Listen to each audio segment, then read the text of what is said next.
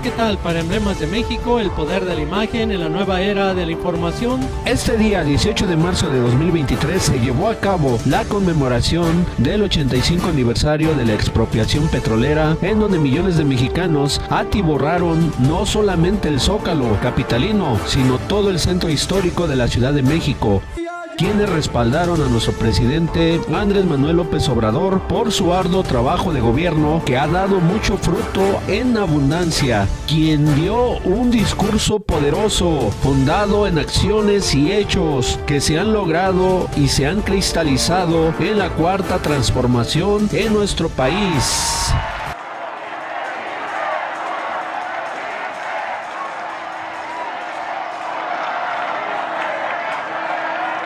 Escuchemos el mensaje del presidente constitucional de los Estados Unidos mexicanos, licenciado Andrés Manuel López Obrador.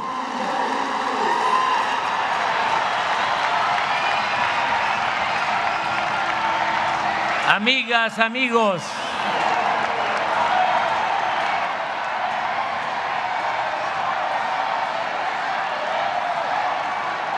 este es un acto de conmemoración de la expropiación petrolera y es un acto nacional. Aquí participan habitantes de Aguascalientes, de Baja California, de Baja California Sur, de Campeche, de Chiapas,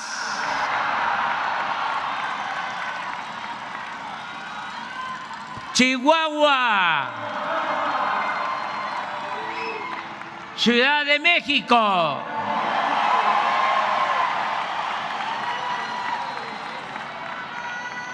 Coahuila, Colima, Durango, Estado de México,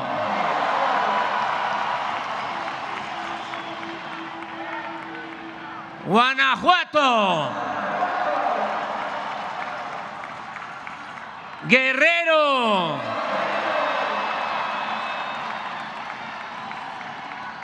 Hidalgo,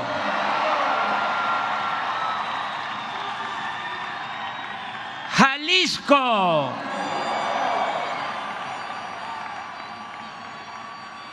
Michoacán,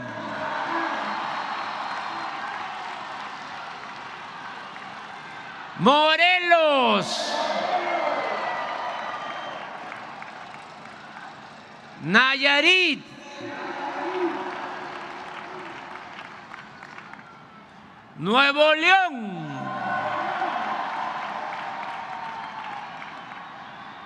Oaxaca,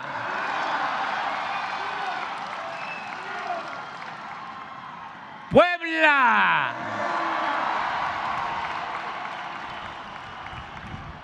Querétaro,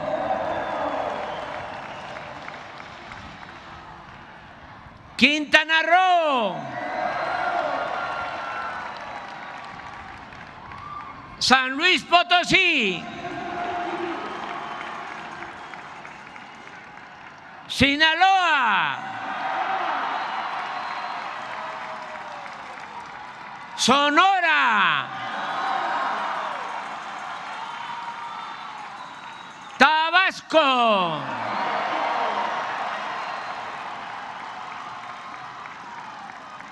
Tamaulipas, Tlaxcala, Veracruz,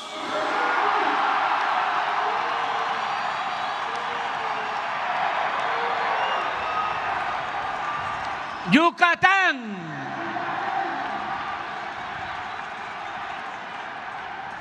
Zacatecas.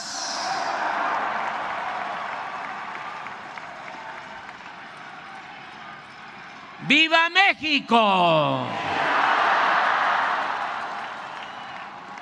Amigas, amigos,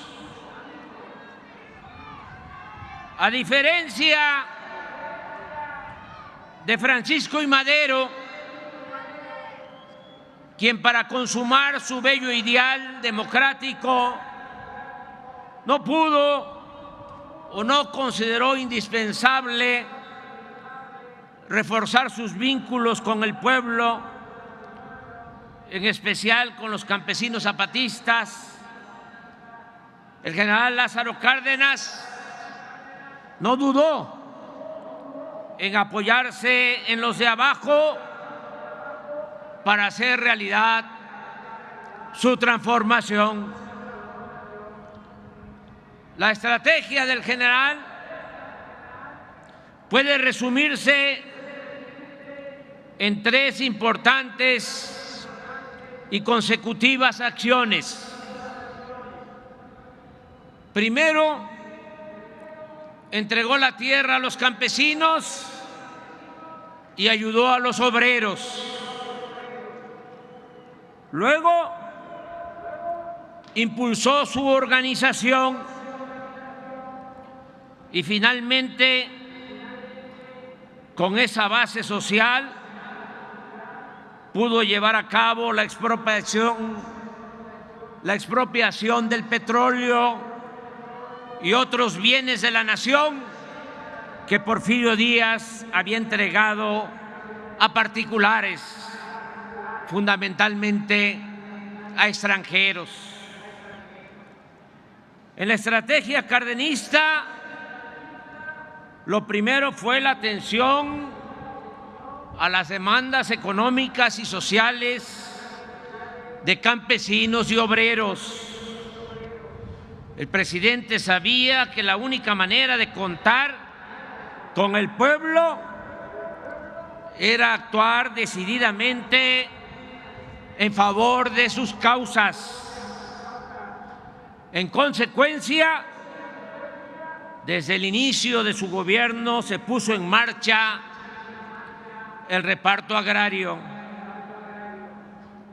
Los campesinos se movilizaron en todo el país solicitando que se les dotara de tierras mediante la expropiación de latifundios o por la vía de la titulación de terrenos nacionales.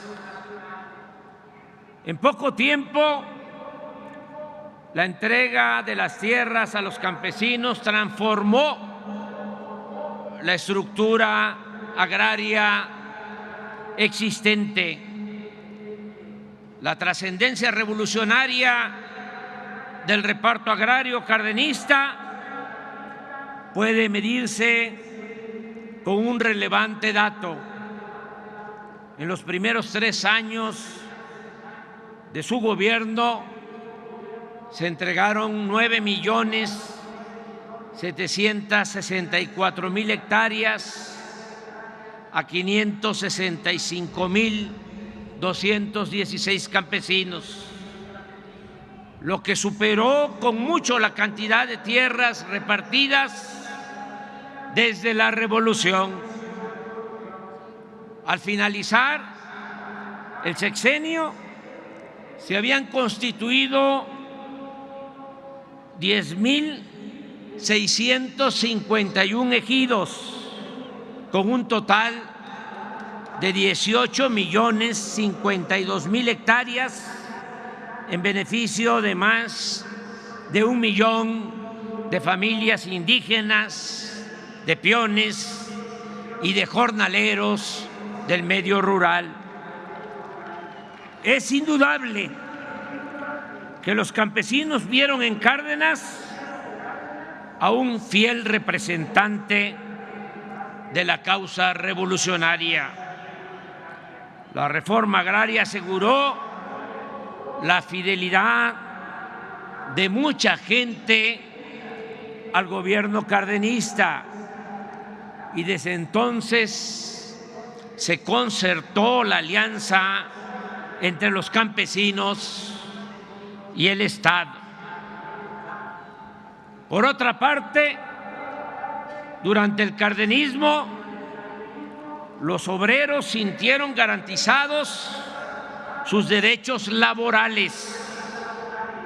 Con estricto apego a la ley, Cárdenas respetó la lucha económica de trabajadores por mejores salarios y por mejores condiciones laborales.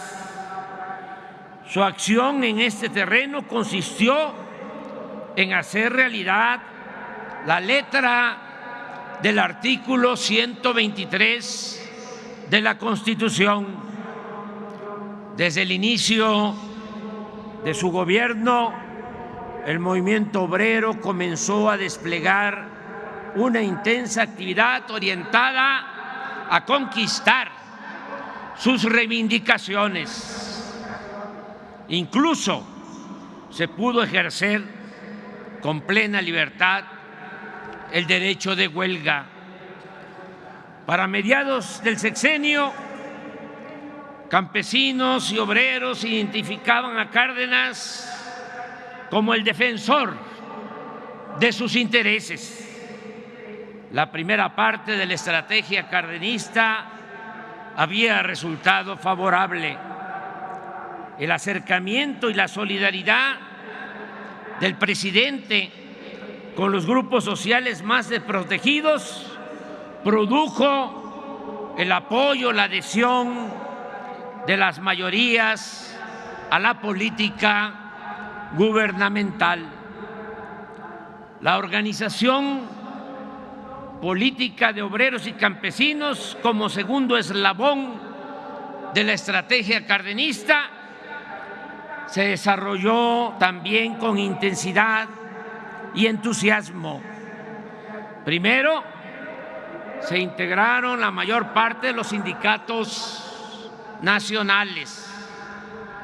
La Confederación de Trabajadores de México, la CTM, se constituyó el 24 de febrero de 1936, aunque la Declaración de Principios de la organización establecía, cito textualmente, que el proletariado de México luchará fundamentalmente por la total abolición del régimen capitalista. Sus dirigentes aceptaron la propuesta del presidente y coincidieron en la necesidad de alcanzar primero la liberación política y económica del país. Bajo estos principios, el movimiento obrero apoyó decididamente al gobierno en su lucha por la soberanía nacional. Por su parte, desde el 9 de julio de 1935, el presidente Cárdenas recomendó iniciar la organización de los campesinos de México. Con ese propósito se crearon las ligas de comunidades agrarias en todos los estados del país y la integración de ellas con los sindicatos de asalariados rurales dio como resultado la constitución de la Confederación Nacional Campesina, la CNC. La organización y movilización política de las masas permitió avanzar en el propósito de hacer valer la independencia económica de nuestro país.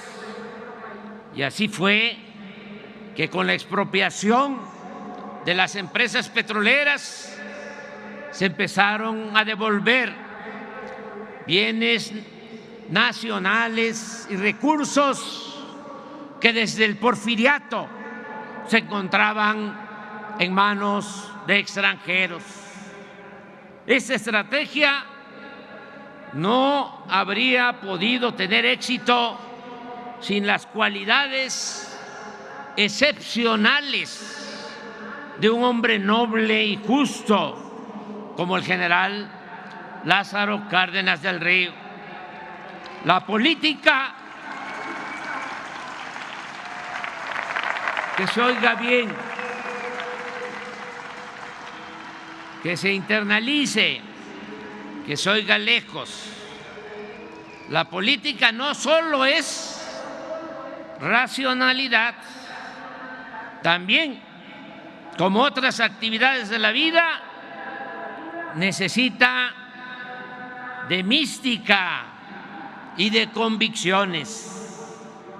Los procesos políticos son más complejos de lo que suponen los intelectuales racionalistas.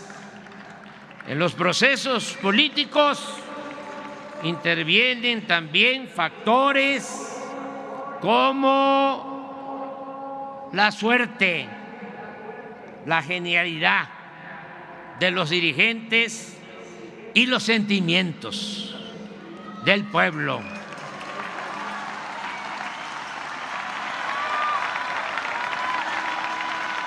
El general Cárdenas, a diferencia de políticos arribistas o de la élite, profesaba un sincero y profundo amor al pueblo.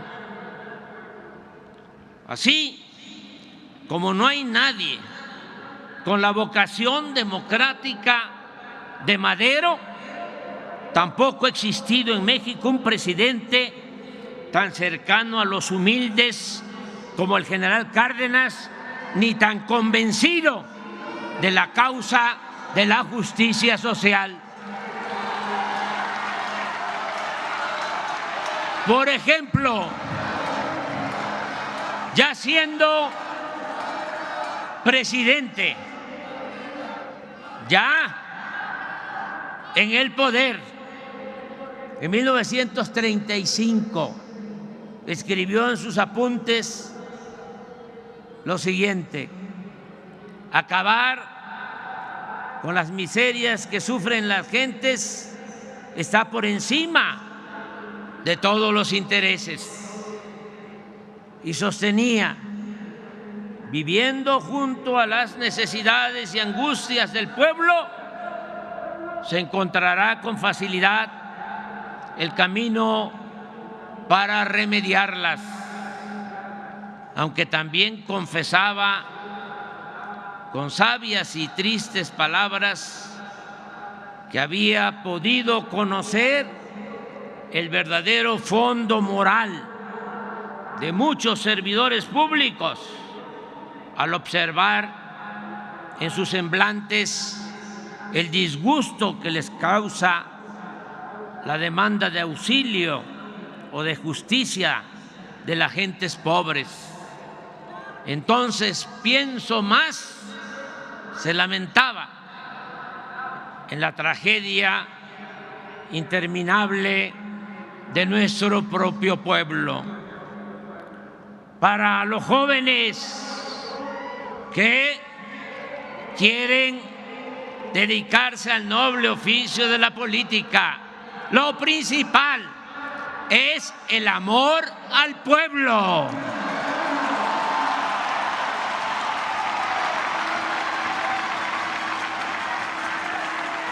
Además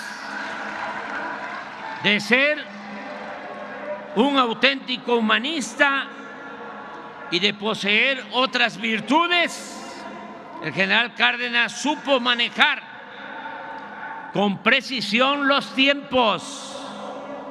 Política, entre otras cosas, es manejo de tiempos,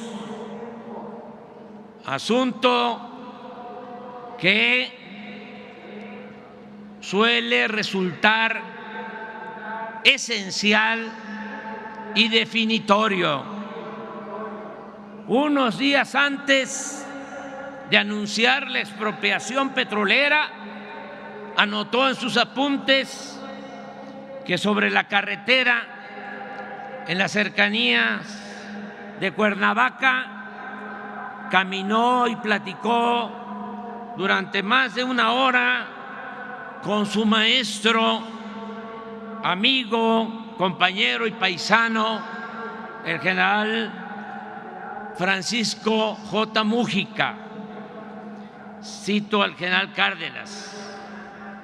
Dice: hicimos consideraciones de las circunstancias que podrían presentarse si gobiernos como los de Inglaterra y Estados Unidos, interesados en respaldar a las empresas petroleras, presionaban al gobierno de México con medidas violentas.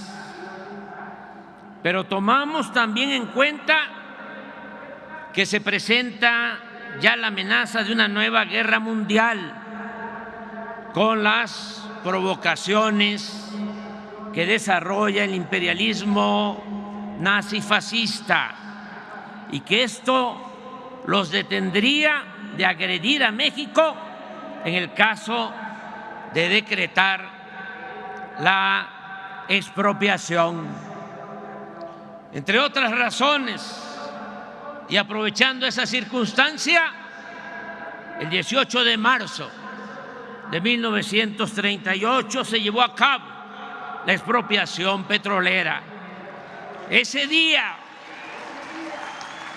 a las 8 de la noche, el general Cárdenas comunica a su gabinete sobre esta decisión histórica y 2 horas después da a conocer por radio a toda la nación el paso dado por el gobierno en defensa de su soberanía, reintegrando a su dominio la riqueza petrolera, que según lo escribe el mismo general, el capital imperialista ha venido aprovechando para mantener al país dentro de una situación humillante. El decreto expropiatorio establece en 4 artículos que pasan a formar parte del patrimonio nacional la maquinaria, las instalaciones y otros muebles e inmuebles de las compañías petroleras extranjeras, a las cuales se les pagaría la indemnización de conformidad con el artículo 27 de la Constitución y de la ley en la materia. La expropiación petrolera fue apoyada por la mayoría del pueblo. En las fotos de la época se advierte la presencia mayoritaria de gente humilde, hombres y mujeres indígenas, campesinos, obreros, maestros, empleados e integrantes de la clase media baja. Fue el pueblo raso el que apoyó y cooperó con el gobierno para el pago de las indemnizaciones a las compañías petroleras extranjeras. ¿Cómo olvidar que tantas mujeres pobres donaron para este efecto chivos y guajolotes y se deshicieron hasta de las humildes alhajas que poseían? Por esos días, desde la ciudad de Oakland, California, el trabajador migrante Cástulo Prado compuso la letra y la música del corrido del petróleo y se lo envió al presidente con la instrucción de que el gobierno destinara las posibles regalías de la obra al pago de las indemnizaciones. Una de sus estrofas reza así: Lázaro Cárdenas dice, sereno y despreocupado, al transcurso de 10 años todo quedará pagado. Tengo un pueblo mexicano que no me queda ni duda, desde el más niño al más viejo, todos me ofrecen su ayuda. En la mujer mexicana hay patriotismo y orgullo, se deshace de sus joyas para ofrecerlas al cuño. Además de este masivo y contundente respaldo popular, el gobierno de Cárdenas contaba con otra circunstancia favorable. En ese tiempo gobernaba Estados Unidos Franklin Delano Roosevelt, un gran estadista, uno de los mejores presidentes que ha tenido ese país en toda su historia. Recordemos que cuando llegó Roosevelt a la Casa Blanca el 4 de marzo de 1933, Estados Unidos padecía una de las peores crisis de su historia y que como presidente Roosevelt supo enfrentar esa crisis con éxito y muy pronto le devolvió la esperanza a su pueblo, lo cual lo convirtió en uno de los más grandes políticos del siglo XX. En cuanto a su política exterior, recordemos que en un discurso memorable, que es el antecedente de los principios de la ONU, el 6 de enero de 1941, expuso al mundo 4 libertades fundamentales: el derecho a la libertad de palabra, el derecho a la libertad de culto, el derecho a vivir libres de miseria y el derecho a vivir libre de temor. La presidencia de Roosevelt aplicó la política de buena vecindad con los países del continente americano. En ese entonces se definieron los principios de cooperación económica y política. Se reconoció la soberanía de Cuba y de Panamá y se ordenó la retirada militar estadounidense de Nicaragua y de Haití. No es casual que el gran poeta Pablo Neruda lo llamara un titán de las luchas, de las libertades, un presidente gigantesco. La autenticidad de su política de buena vecindad tuvo su mejor ejemplo en el respeto a la soberanía de nuestro país. Durante los 3 periodos presidenciales de Roosevelt, las relaciones entre México y Estados Unidos fueron excepcionalmente buenas.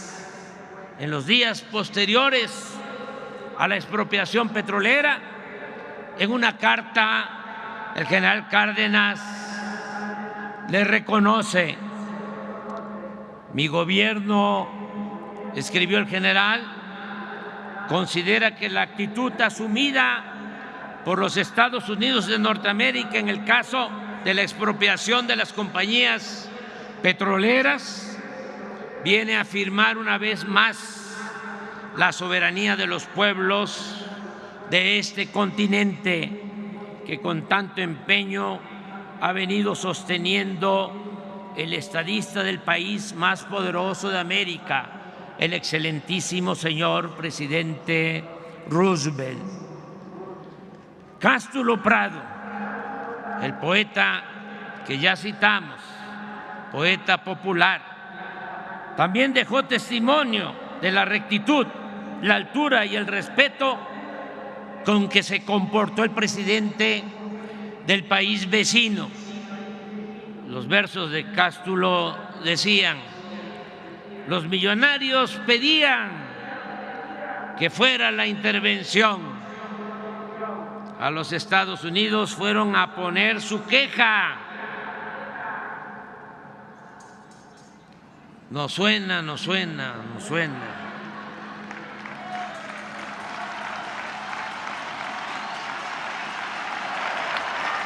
A los Estados Unidos fueron a poner su queja para que de allí vinieran a proteger sus empresas. Roosevelt les dice: señores, yo aquí nada puedo hacer.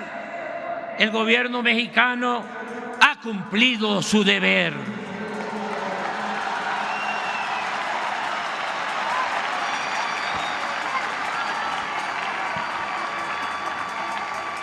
En los buenos resultados de esta política tuvo mucho que ver el embajador de Estados Unidos en México, Joseph Daniel, quien actuó con sabiduría y habilidad en los años más difíciles de las relaciones entre los dos países. Su postura acerca del conflicto petrolero se resume cuando sostiene que el presidente Cárdenas tenía razón al promover que la riqueza del subsuelo se convirtiera en parte de la economía mexicana y que la crisis petrolera se debía a la negativa sistemática de las empresas extranjeras a modificar su visión, pues consideran, señalaba Daniel, que los mexicanos nacieron para enriquecer a extranjeros y que Dios puso importantes recursos naturales en el subsuelo de México para aumentar las fortunas que se encuentran en los cofres de los explotadores y concesionarios. Pero las empresas no fueron tan conscientes ni respetuosas como los políticos estadounidenses.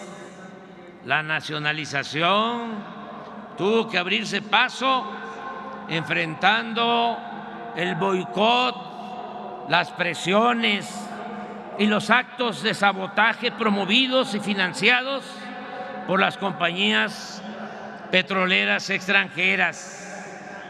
En nuestro país, la expropiación petrolera causó entre una minoría un profundo malestar, sobre todo entre los ricos de la época, en sectores de clase media y en la mayoría de los medios de comunicación.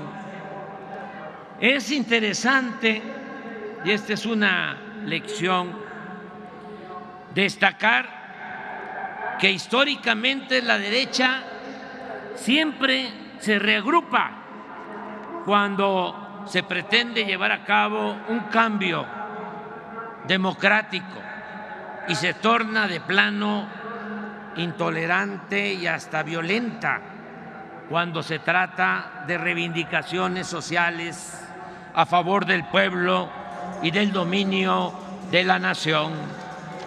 Recordemos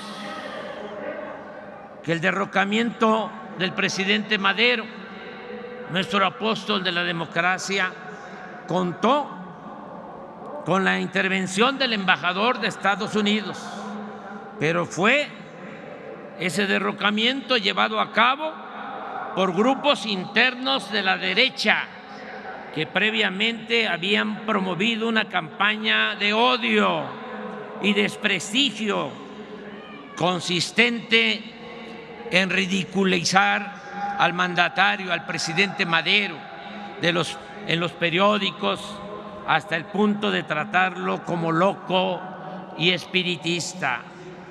Lo mismo sucedió cuando la expropiación, que aunque no afectaba de manera directa a intereses privados nacionales, sirvió para aglutinar todo el descontento de los grupos conservadores contrarios a la política agraria, laboral y educativa del general Cárdenas. En este ambiente se funda el 17 de septiembre de 1939 el Partido Acción Nacional, que nace criticando, que nace criticando la expropiación petrolera. Digo esto aquí en el Zócalo porque no estoy mintiendo, estoy hablando con la verdad.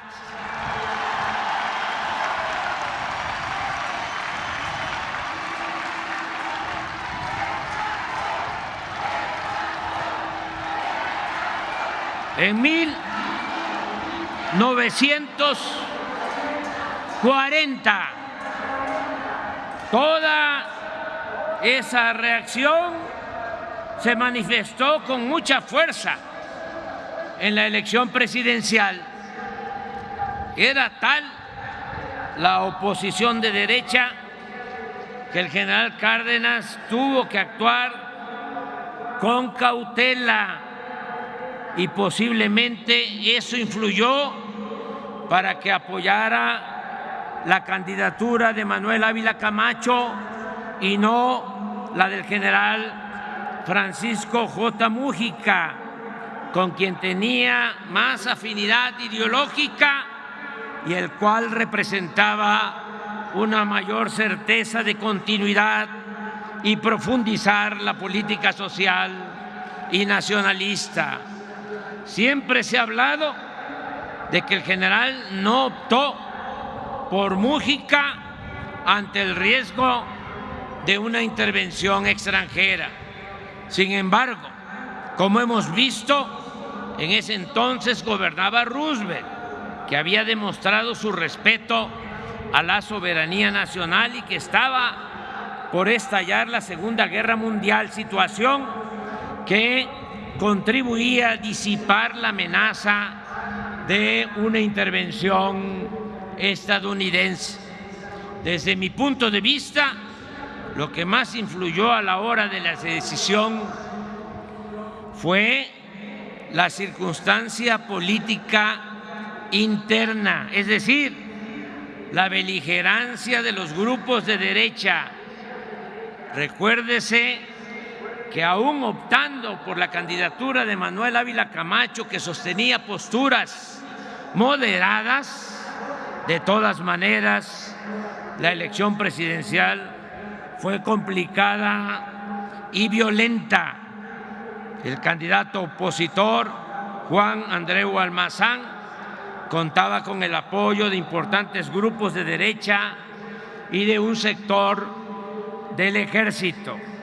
Incluso el PAN, que no presentó candidato a la presidencia, lo apoyó abiertamente. Al final de la jornada se reportaron 30 muertos y 127 heridos. Sin embargo, poco después Almazán claudicó y sus partidarios, empresarios y políticos de derecha se entendieron y pactaron por concesiones y prebendas con el nuevo gobierno de Ávila Camacho. A partir de entonces empezó a abandonarse el auténtico ideal revolucionario y las acciones en beneficio del pueblo, aunque debe admitirse que esa alianza entre el poder político y el poder económico tal vez evitó la guerra civil y mantuvo la paz social.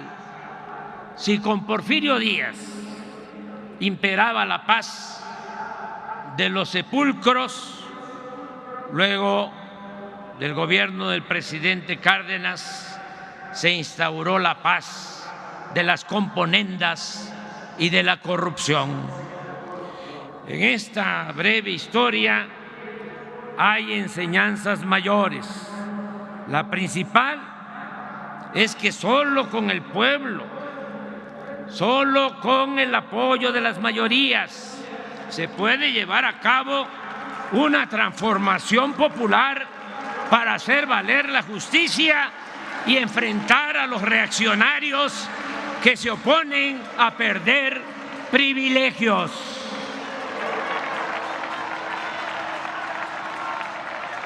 Por eso, hoy de nuevo manifestamos, exclamamos a los cuatro vientos: nada de zigzaguear. Sigamos anclados en nuestros principios. Reafirmemos la decisión y el rumbo que hemos tomado desde que inició el gobierno. No a las medias tintas. No aceptaremos nunca que en México se imponga una minoría a costa de la humillación y el empobrecimiento de las mayorías.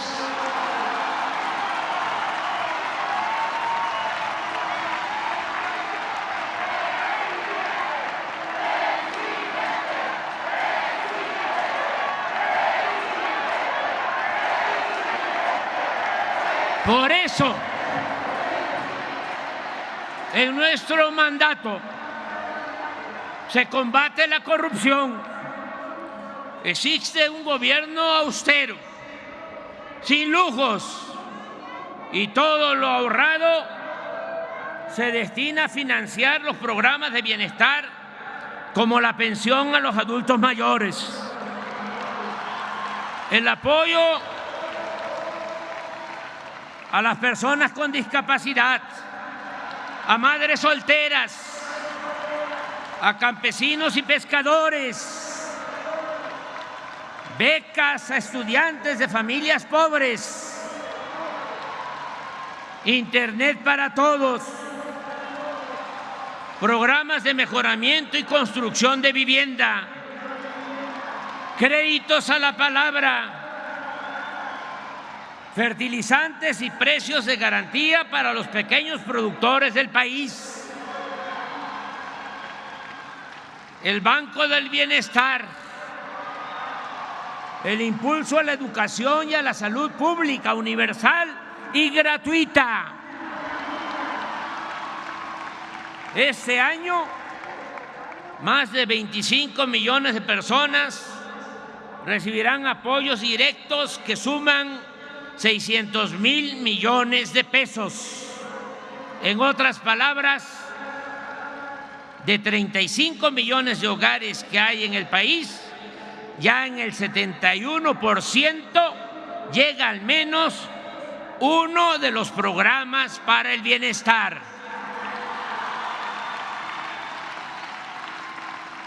Con esta política de atención a los más necesitados, vulnerables y en especial a los jóvenes, también hemos podido reducir los delitos del fuero federal en 33%, el homicidio en 10%, el robo de vehículo en 38%, el robo en general 20%, el huachicol en 92%, el feminicidio en 28% y el secuestro en 76%.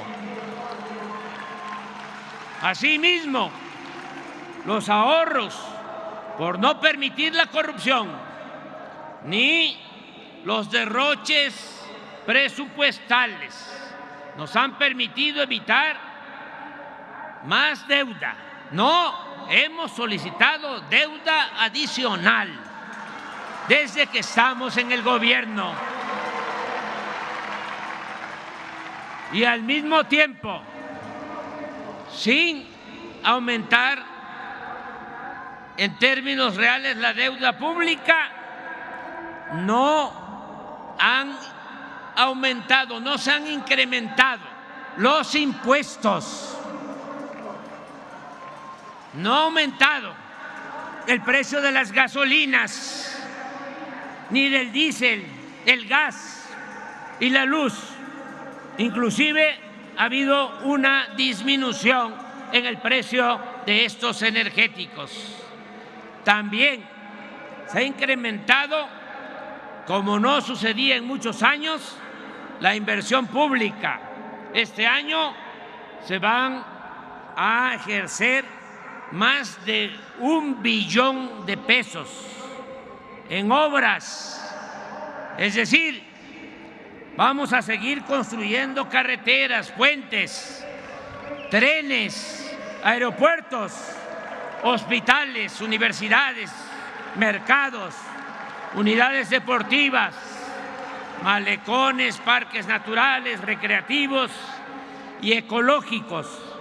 Y estamos llevando a cabo algo muy importante, una amplia labor de recuperación y de restauración de sitios históricos y arqueológicos de nuestras antiguas y espléndidas culturas y civilizaciones.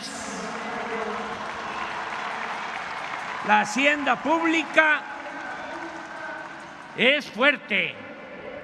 La economía nacional está creciendo, en auge. El año pasado la economía en México creció incluso más que la economía en China y en Estados Unidos. Hay un número sin precedente de 21.747.000 trabajadores inscritos en el Seguro Social. Nunca se había llegado a esta cifra de 21.747.000 trabajadores en la economía formal. También no se había logrado nunca un salario promedio de 525 pesos diarios para estos trabajadores de la economía formal. La tasa de desempleo del pasado mes de enero fue de 2.9%, la más baja desde 2005.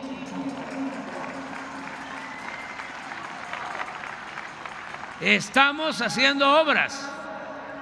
Aquí mismo se está rehabilitando la línea que se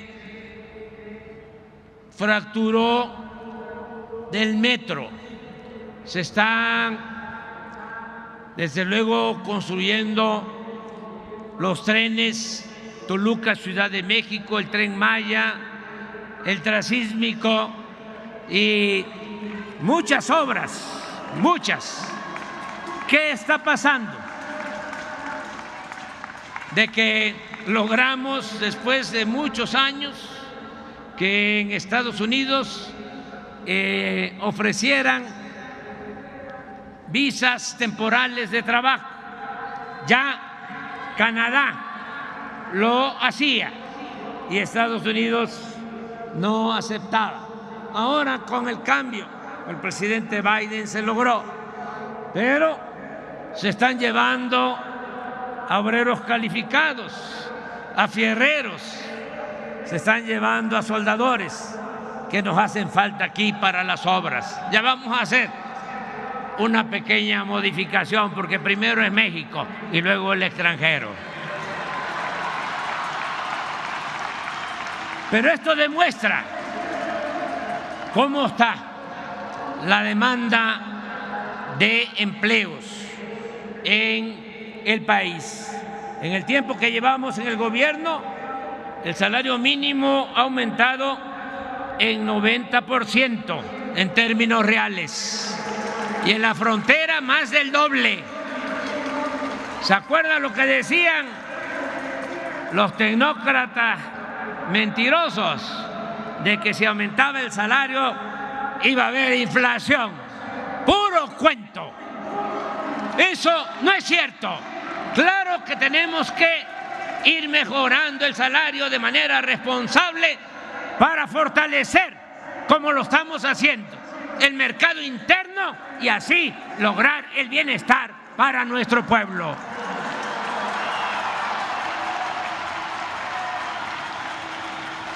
la bolsa de valores, las utilidades de las empresas y los bancos registran buenas ganancias. Las reservas del Banco de México se han incrementado en 15%, 200,000 millones de dólares de reservas del Banco de México. La inversión extranjera ha escalado a cifras antes no vistas. Lo mismo ha ocurrido con las remesas de nuestros paisanos migrantes. Muchas gracias, paisanas, paisanos. El año pasado, esas remesas casi llegan a 60,000 millones de dólares. Este año vamos a superar los 60,000 millones de dólares. Esto es muy importante porque ese dinero llega abajo, hasta las comunidades más apartadas, a 10 millones de familias que se benefician y que también con ese dinero se reactiva la economía regional, el comercio y otras actividades económicas. También es importante subrayarlo, el peso es la moneda que más se ha apreciado en el mundo con relación al dólar. Esto no sucedía desde hace más de 50 años. También hemos orientado nuestros recursos y esfuerzos para alcanzar la autosuficiencia alimentaria y la autosuficiencia energética. En esto último, como aquí informó la secretaria de Energía y el director de Pemex, podemos asegurar que se está garantizando la soberanía petrolera. El año próximo no vamos a comprar gasolina, ni diésel, ni otros petrolíferos en el extranjero. Vamos a procesar toda nuestra materia prima.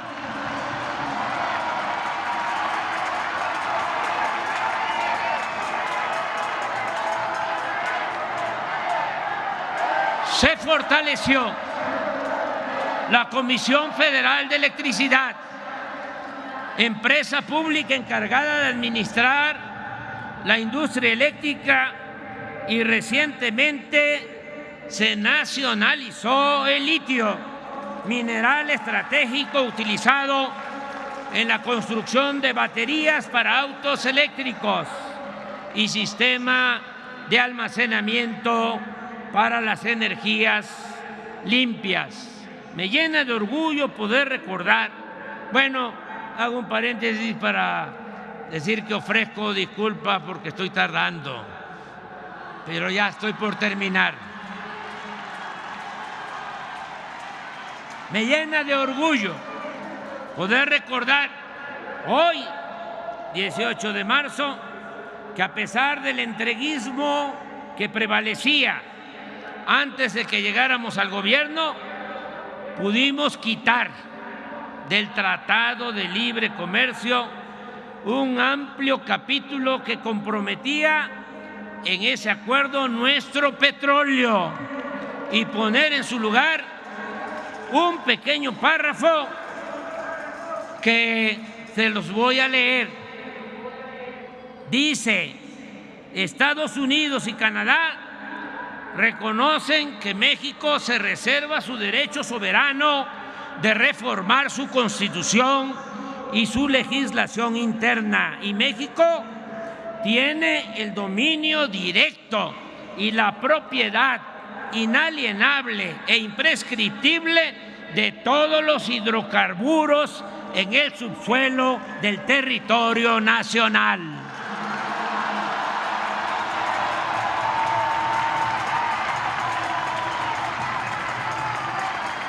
Amigas y amigos, estoy convencido de que seguiremos contando con el apoyo del pueblo para consolidar la primera etapa en la transformación de nuestro país. También estoy convencido que cualquiera de los aspirantes que resulte triunfador en la encuesta para elegir al candidato de nuestro movimiento aplicará la misma política en favor del pueblo y en favor de la nación.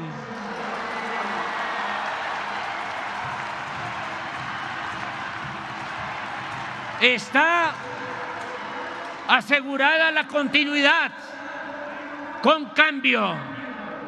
No hay nada que temer. Eso sí, tenemos que mantenernos unidos,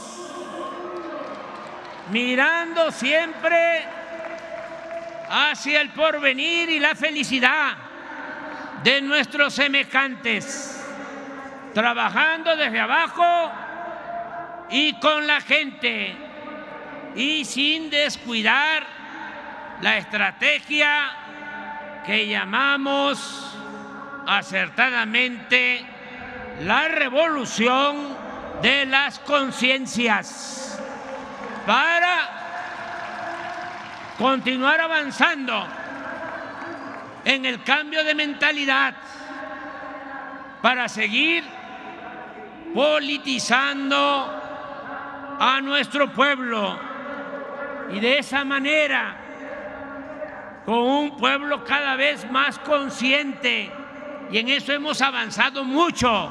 México es de los países con menos analfabetismo político en el mundo.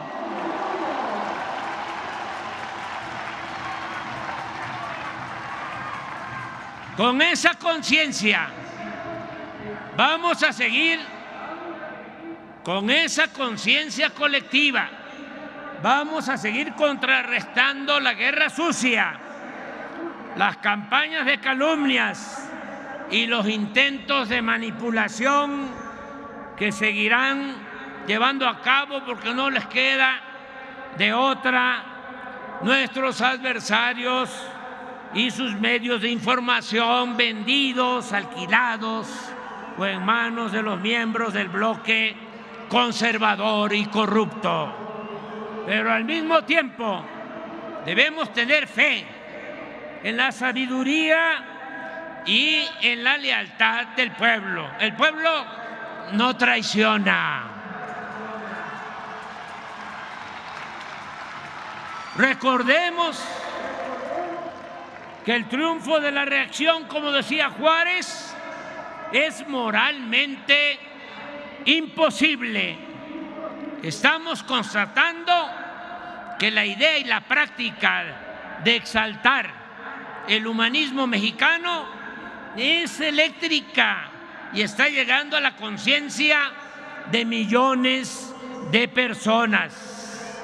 En eso baso mi optimismo, y aún cuando en política es más peligroso subestimar la fuerza de los adversarios que sobreestimarla, sostengo que hagan lo que hagan, no regresarán al poder los oligarcas.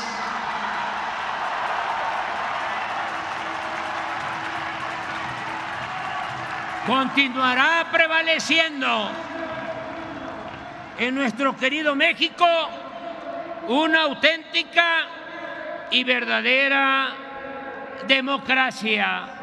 Amigas, amigos, no puedo dejar de mencionar que en los últimos días algunos legisladores de Estados Unidos, acostumbrados a ver la paja en el ojo ajeno y no la viga en el propio,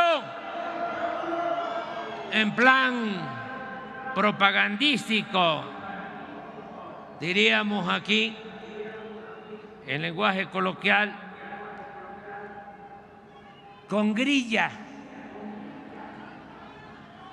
y con fines electoreros, politiqueros. Sostuvieron que si no deteníamos el tráfico de fentanilo hacia la frontera norte, ellos iban a proponer al Congreso de su país que ocuparan soldados norteamericanos en nuestro territorio para enfrentar a la delincuencia organizada. Primero, quiero dejar de manifiesto que ya no es el tiempo de Calderón ni de García Luna.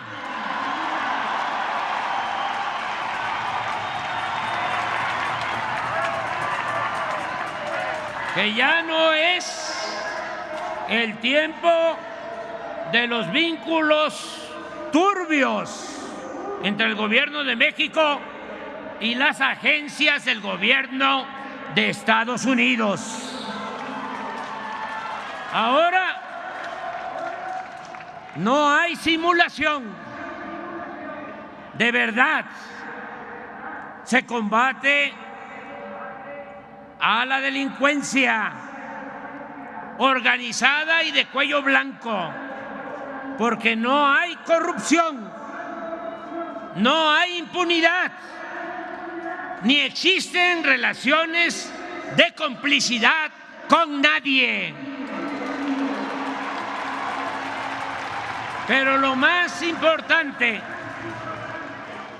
es que desde aquí, desde este Zócalo, corazón político y cultural de México, les recordamos a esos políticos hipócritas e irresponsables que México es un país independiente y libre, no una colonia ni un protectorado de Estados Unidos.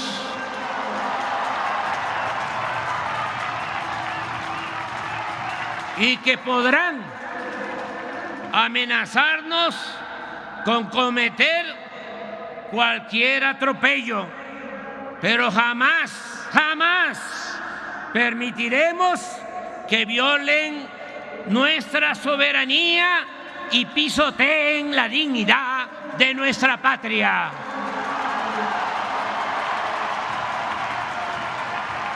Cooperación, sí.